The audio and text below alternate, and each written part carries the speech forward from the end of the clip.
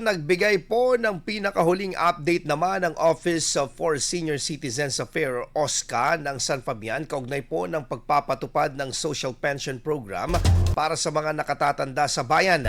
Sa ulat po ni Ms. Lourdes Bueno ng OSCA, matagumpay po na naipamahagi noong Hulyo 9 ang social pension po ng nasa 200 karagdagang benepisyaryo para sa ikalawang quarter ng taong 2026. Inanunsyo rin naman po ng July 2022 or noong July 22 ay isasagawa po ang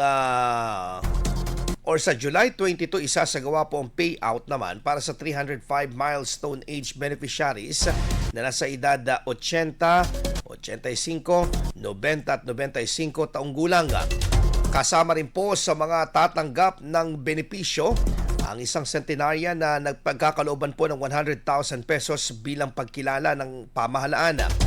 Bukod dito, sinabi po ni Bueno na may 189 po na potensyal na benepisyaryo mula po sa Community-Based Monitoring System o yung CBMS sa ilalim po sa validation assessment upang matukoy kung maaari silang maisama sa social pension program para sa ikatlong quarter ng taong 2026.